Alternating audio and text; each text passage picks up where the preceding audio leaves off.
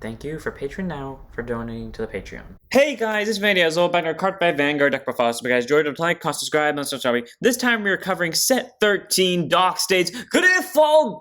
I've already gone over this bit. We all know why I say it like that now. Anyways, so set 13 very solid because I remember the set 9 build originally was kind of like, it wasn't the worst ones, definitely by a long shot, but it wasn't the best ones either. Then I think it was either set 10 or set 11. I changed it around and it felt a lot more consistent. And then we got to set 13 and it felt really good. So, like, I actually love this deck because unlike the other ones, it's actually felt like it has like a steady case of progression where it didn't start out the best, but it didn't start out the worst either, and then it slowly grew until it became one of my favorites, even though I know it's not the best out of the bunch. So let's go and get started, shall we, and see what we got, because this deck honestly works really well and I love playing it. Rest of the day, we have our starter in Griphogila. Grade 0 boost, 5k shield, 6k base. You can have up to a total of 5 cards in your ride deck made up of this card, 3 Calamity cards, and an over trigger. And then it has a continuous Vanguard ability. It gets plus 2k for each Calamity card with a different card name in your soul. So if you take them all from ride deck, it's a max of plus 6 or a total of 12k, which is nice to have because it evens out with pretty much every grade that isn't a grade 3, unless you're playing in premium and your opponent happens to play a Protect or Excel deck, though I question how you're going to be able to use this card when there's no ride deck in premium. And then its last ability is Auto Vanguard. At the beginning of your main phase, you choose a Calamity card from your ride deck, put it to the soul, and then by putting 3 Calamity cards that were in the ride deck originally from your soul back into the ride deck face up, search your deck or hand for up to 1 Griphogila of Eclectic Decimation. Griphogila! Ride it as stand, and then if you search your deck, you shuffle it, and then if you roll the card, you choose 2 of your rear guard circles and put a Griphogila marker on them. I still love how to this day, and I know I'm jinxing myself by saying this, but to this day, I still have yet to Superior Ride from hand, which is great, and yet my friend had to, I think, in his first match with it, which is pretty interesting to me, but either way, though, being able to not have to discard for ride deck via this thing's skill is great because that means you get to keep your hand cards for guardian power, and when your deck wants to last as long as the late game as possible for its over trigger BS, that's good that you don't have to discard, and then it's just a free ride by blasting out 3 Calamity cards, and then you get that Superior Ride and you get 2 markers on top of it. All around, Griphogila is a pretty solid starter. It does its job extremely well, and I just like it a lot, so one of in the ride deck. Then we have our other cards, our Calamity cards, so you can use any of the arts of these guys, but I mean, I just choose to, in fact, you can, it says they don't have to be different names, you can, oh, never mind, they have to be different names, well, for the first skill anyways, but, it's nice to have the different arts if you want to use them, and you can choose any order you want to put them into soul. For Griphogila skill, I had to go 1, 2, 3, but some people go 3, 2, 1, and some people just do whatever's closer. But anyways, all of them are normal orders, each of grade 1, 2, and 3 respectively, and they all share the same skill, which is by counterblasting 1, you can choose 1 Calamity card from your deck, reveal it, put it to hand, and shuffle your deck. So, cool, it's a free add and order to hand, but like the downside is this is a CB1 for that, and when you can use that same CB to make like a marker or something like that, it's kind of not worth winning these in the main deck, but if you want to, just for the sake of deck thinning, go ahead. But we have the Start of the End, Minutious Metamorphosis, and Looming Demise. Again, you can ride them in any order or send them to soul technically in any order for Griphogila. I just choose to go 1, 2, 3 because I like doing that. Then we have our over trigger, and that is Terrifying Wicked Dragon King Vampires, our very last card in the ride deck. Grade 0 boost, 50k shield, 5k power, over trigger, you may have more trigger in your deck. When revealed as a trigger, move that card, draw a card, 2 unmutes. It gets plus 1 for the turn, and if you revealed it during your check, activate its additional effect, which you can get during your turn. All your Vanguards get plus 10k power and a critical in the fight. So, in my opinion, this is tied with Armor Tinoa, the worst over you could have with Griphogila. And my reasoning for this is because both of those are overs that don't do much in the late game. Like Armor Tinoa, yeah, if you have a full board of grade 3s, and that's like different, kind of, but that could also deck you out faster. While Vampires, we all know the Dark States overs have their more dangerous to their effects the earlier you pull it, because then you have to wait all the way till the end of the game to get it. Like, cool, you'll win off it probably because it's 10k triple crit Vanguard, but at the same time, it's also like, and maybe it's not going to do anything, and because it's so late into the game, it might not make a difference. Who knows? So Vampires is nice for like that, 1 million push towards the end of the game and the 10k extra crit just to make sure they die, but it loses a lot more pressure, and if they live to the next turn, they're probably going to kill you, but if they don't, then Vampires is 10k and a crit's going to kill them. So take that as you will. One of in the ride deck, though, it's nice to have. You can run Volna, but I like to run the nation overs with their respective nations just because, like, I don't know, it fits the theme of it, I guess. I don't know. Then we have our normal triggers. First, we run one copy of Vital Lever. Grizzle Boost, 5k shield, 5k base. It's just a nice one of draw trigger. I had one extra trigger and I didn't know what to do with this. I was like, fuck it, let me just put in like the one draw trigger that was always like nice to me. That was Vital Lever. So one of Vital Lever. Then we have 6 crits in total. 6 crits in total. Stem Deviate Dragon at 4, and then 2 Lively Breath Dragon. Lively Breath can be any critical trigger you want. I just choose to make a Lively Breath because I think he's cute. And then we have for Steam Deviate, who is a grade 0 boost, 15k shield, 4k power. Critical trigger, auto rear guard the amount of boost it puts soul, choose or mute, and gets take care for the turn. Okay. You don't ever use that unless like you absolutely have to. Like unless your hand is horrible, you have Demon Shredder on the board, you soul charge something you need for later in the game, and you have a Steam Deviate and you can get it out next turn. You use Steam Deviate to get that extra soul card so you can get that card out next turn. But all around though, it's a nice crit. We have a little bit of pressure going on with the huge soul charging, and then having crit pressure with A, the Vanguard, but then B, our 6 crits, and then also possibly getting soul to at least like even out with our soul blasters, aka Demon Shredder, who takes literally half our soul. So 4 Steam Deviate, very nice to have. Then we have 4 draw triggers and Rouse, Master Riley. So we have a total of 5 draws and 6 crits. Grade 0 boost, 5k shield, 4k base, continues guard circle. 8 points Vanguard's a grade 3 Garrus, 5k shield. So cool, it's a 10k shield. And increase our hand, which is nice because this deck, unlike most other Dark States deck, does not turbo through the deck that quickly in terms of either soul charging or searching. So we can afford to use the draws to draw a good amount of cards and not deck ourselves out from it, which is good. And yeah, that's why there's 5 draws, but we do prefer the crits for pressure, obviously. And then we have our 4 heals and Caper Companion, who I keep, just like in Omnigrizio, meaning to turn into Direful Doll Alexandria, I think her name is, and I keep forgetting to do that, and at this point I just refuse to do it because I'm lazy. Anyways, well that and I like Caper Companion. Grade 0 boost, 15k shield, 5k power, standard heal, not special about it, it's just a free non-effect heal. I don't really like the effect heals too much. I don't like the fact that they're fluctuating 10 to 25k shield. I would much rather have the consistent 15k over that. If you want to run the effect heals, go ahead, but I prefer Caper Companion. Also because Caper Companion straight up shows up like every time I need her, which is the other reason why I still run her, because funny story, I used to hate Caper Companion. I don't know why I did. I just hated looking at her. And then one day when I was playing in real life with my gradual trial deck, she just showed up every single time I either needed or wanted a heal. And then after that, she just kept showing up no matter how often I played her, regardless of the deck, she would always show up. So yeah, I kind of owe Caper Companion the desire to be in this deck. So 4 of her. I used to hate her and now I like her because she shows up reliably. Then move on to our grade 1s. I knew I forgot to put a card into English. First up, we have 3 copies of Spooky Chirpy, grade 1 boost, 5k shield, 8k base. Auto rear guard, when it boosts, if it's on a rear guard circle trigger marker on it, soul charge 1, it gets plus 5k for the battle. Okay, downside is a mandatory soul charge, so that could deck you out. But on the upside is, it's a free soul charge and it gets 5k. The other downside is it has to be on a rear guard circle with a Draco marker on it, not be boosting a unit with a Draco marker on it. Which sucks for me, because I consistently forget to like put the marker onto this unit's circle. So then when I'm boosting with it, I'm forgetting the fact that I can't soul charge. Then I realize, and I'm like, okay, well, fuck me then. But I mean, hey, if you remember, it's an 18k booster, 5 from the marker, 5 from its own skill, and it helps increase soul for free. So all around, it's a pretty solid grade 1. It's nice to have. You don't want to have too many of them because, again, it's a vanilla on a non-Draco marker circle, but it's a nice 3-0 for that. Then we have 4 copies of Brainwash Swirler, grade 1 boost, 5k shield, 8k base. Of course, the very generic Dark States card is going into the everyone can use this deck. Auto, when it's placed on rear guard circle, mandatory soul charge 1. Again, deck out problems, but not that bad. And then auto rear guard, when a card is put into your soul by soul charge, not by any means like Doreen the Thruster, which is why I like Doreen more. If your Vanguard is a grade 3 or greater, it gets plus 5k powered for the turn, plus 10k if you soul charge 2. All around, pretty solid because it's a way to keep increasing numbers. And granted, like I said before, this deck doesn't do like hyper soul charge effects like the rest of Dark States does. And in fact, this and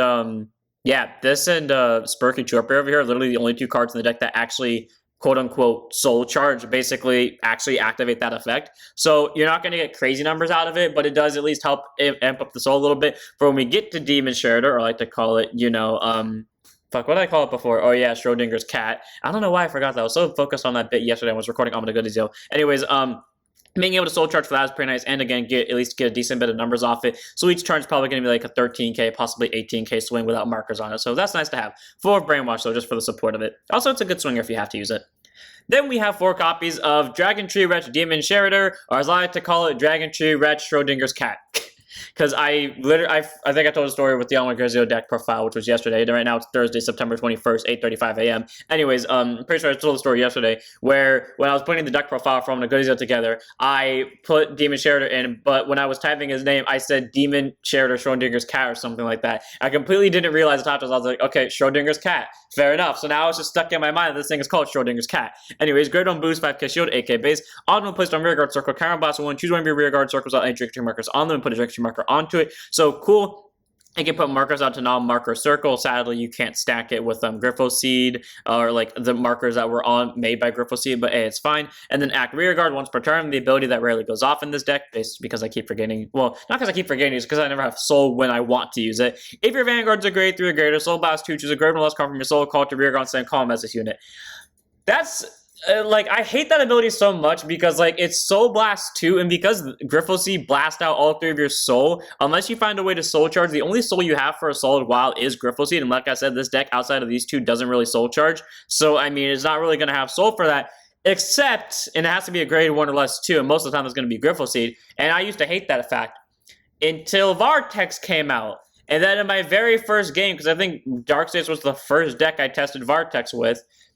No, wait, that's a lie, it was Keter. But then Darkseid was the second one, and that was the one I actually tried to make a different build with it.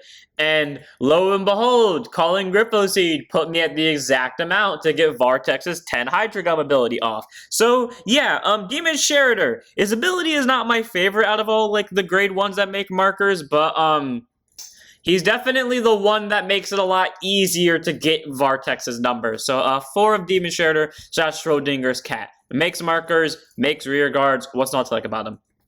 Then we have our 4 PGs and Repelled Malice Dragon. Grade 1 boost, 0 Suzuki base, can change Sentinel after 4 Sentinels in deck, and always put on guard circle. Choose one of units, it cannot be hit till the battle, and if your hand is 2 or more cards, choose a card from your hand, discard it. Standard PG, nothing to specify about it. Basically, that means if this and only one other card is in your hand when you place on guard circle, you don't have to discard one, which is great, because that means you can get as aggressive as you want in the early game, which in this case is get Griphogila, play down 2 Demon Sheridans, play down 2 Brainwash Rollers, play down a Spooky Chirpy and see what the fuck happens. And then when your opponent counterattacks you, because they survived that somehow, you can throw down the PG and be safe without having to discard one. Typically though, Griphogila, with the way the deck plays and its defensivity and adding hand cards, that's not a word, but I don't care. Then when you typically don't get to use that ability all the way until late game, where basically it's the turn before you get the over trigger off, but still being able to have that ability is a nice option in case your opponent does hit you hard with the rush and you need a quick comeback with that. So for Repelled Mouse Dragon, very solid PG. You can run with skill Hey Dragon because they have the exact same skill, but I prefer Repelled Mouse Dragon because it came out around the same time as I was about to say Dradual for some reason because I just have like Ignis on my mind, but it came out around the same time as Griphogila. Then we move on to our grade 2s. Run 3 copies of Clean Sweep Dragon, aka card I used to hate, and now card I don't hate as much because for some reason in this book he shows up more consistently. Grade 2 intercept 5k shield, 10k base, act rear guard once per turn. If you persona roll this turn, counter bias 1 to a total of 3 of you and your opponent's rear guards, and your opponent puts them into and you and your opponent put them into their respective souls, and then this gives 5k power until end of turn for each unit chosen by this effect. If you persona road is active even if you persona road outside of normal riding. So basically, you know, you use Regalia's piece to persona ride. Now, here's what I hate about him. If you do not persona ride, he is a vanilla. Except, and when I used to run him in my deck, he would pretty much only show up when I couldn't persona ride. And every other time, he just wouldn't show up at all. But now, for some reason, he shows up consistently when I'm going to persona ride. So now I can persona ride, get my front row numbers, call clean sweep, and then fuck over my opponent's back row. Because typically, I don't really like to swing at Weirs. I always like to swing at Van. I don't like damage starving people unless like it's a match I really want to win because I like to see my opponent give it their best. And like I know some decks need CB, so I'll willingly give them CB. Also, I just like swinging at the Vanguard. It gives me satisfaction to do that. So I typically won't go to Vanguard, but this one I will always use like skills to get rid of the back row because since this is a stall-based deck, just in case I know I can't kill them, I will maybe switch to the rear guards, especially if I'm really close to pulling off Grifogila's overtrigger effect. I will 100% switch to rear guard murder mode just to make sure I can hit the effect off. So 3 copies of Clean Sweep can possibly kill 3 rear guards at once, or technically kill 3 rear guards at once, and it could also soul charge you if you really need to, and regardless it gets plus 15 out of it technically. So it's a nice card to have. 3 of Clean Sweep. You don't want to see too many of it because again it's all vanilla outside of persona ride turns, but hey, it's nice to have.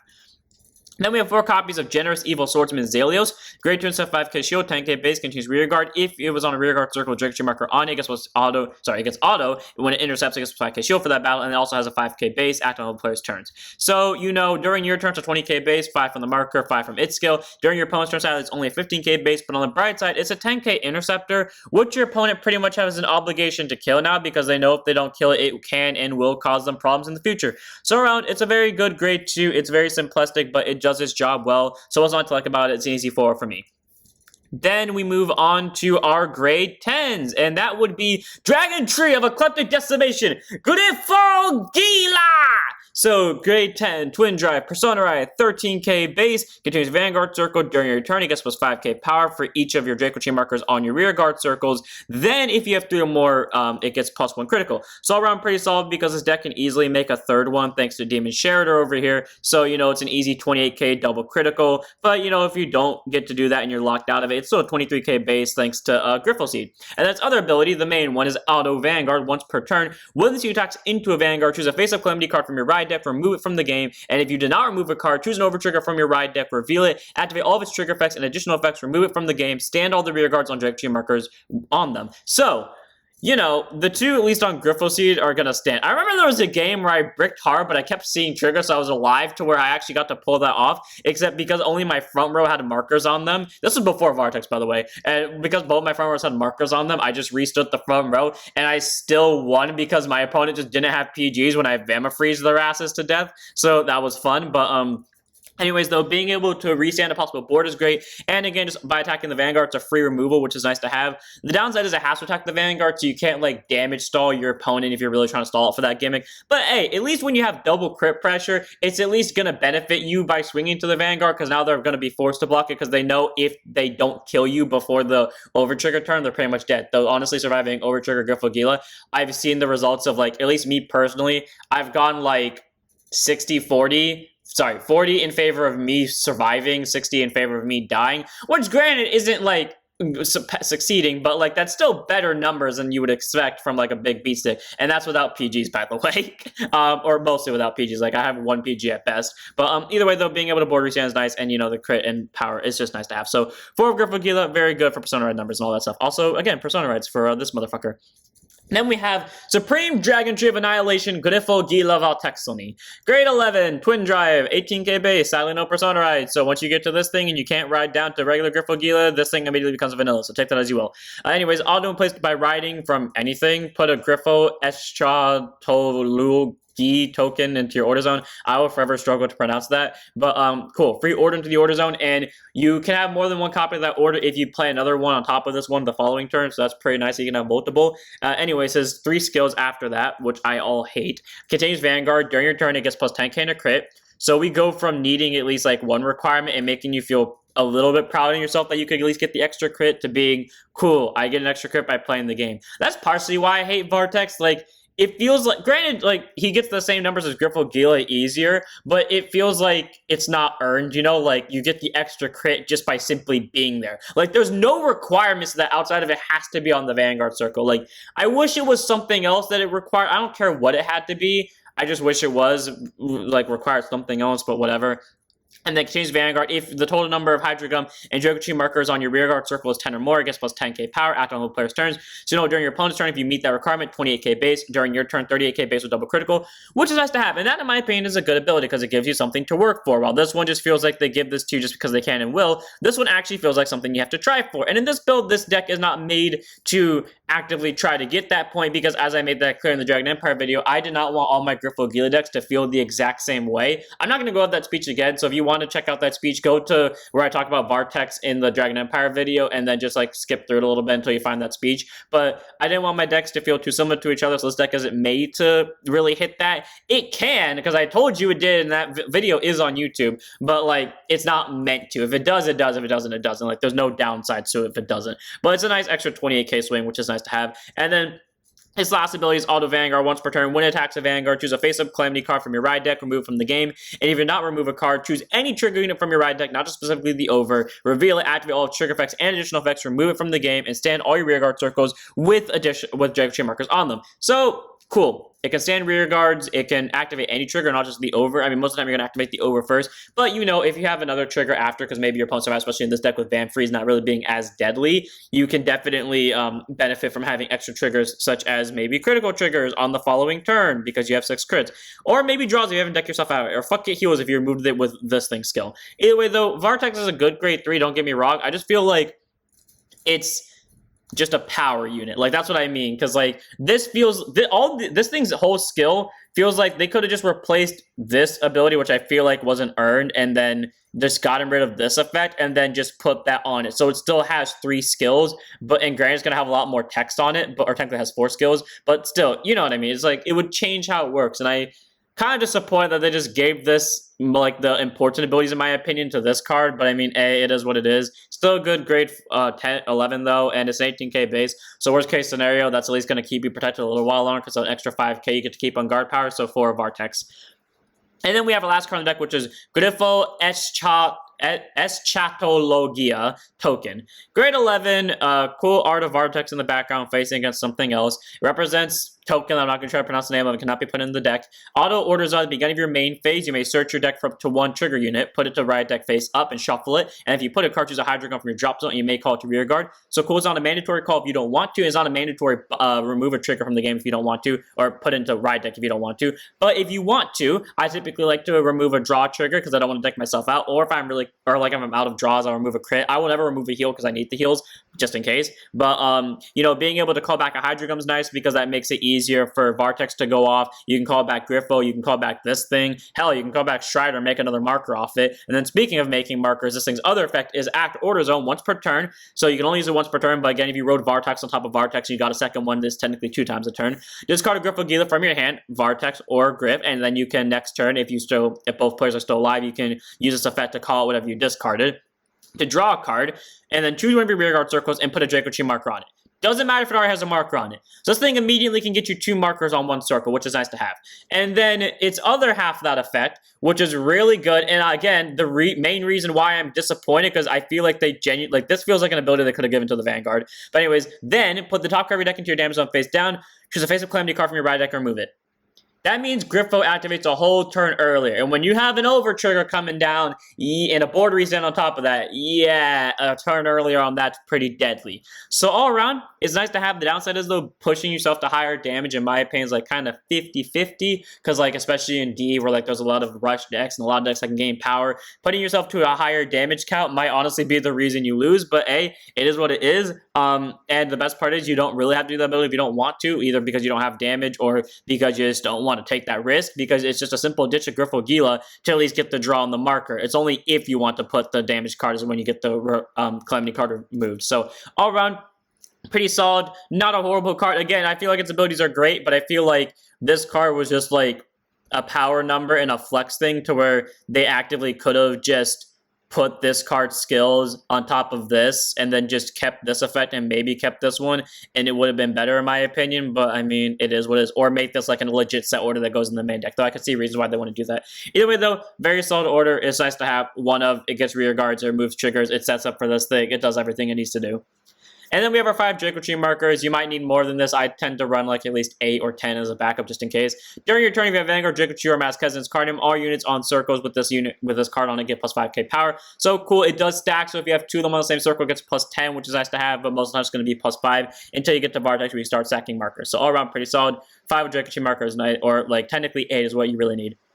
Now, I'm this one here. I hope you guys enjoyed. All around, this deck is fun to play. It has a lot of good soul charging. It was the first one I pulled off Vortex effect with, which granted was my only second, or technically my 4th game overall with Vortex in the deck. But, you know, Demon Sheridan, aka Schrodinger's cat, proved me wrong. He is useful. He got me Griffo Seed out from Soul. He got effects. But this deck has good soul charging fodder. Even if there's only 2 cards that soul charge, it can still make a board relatively easily. And we have Clean Sweep to back row nuke people. And once we get to Vortex and make Clean Sweep useless, at least we got 18k base and possibly 28k double crit. So there's that. So all for new is going on here. So I hope you guys enjoyed. Don't forget to like, comment, subscribe, join the Twitch, and I'll see you all in the next one. Don't forget to stand up your Vanguards.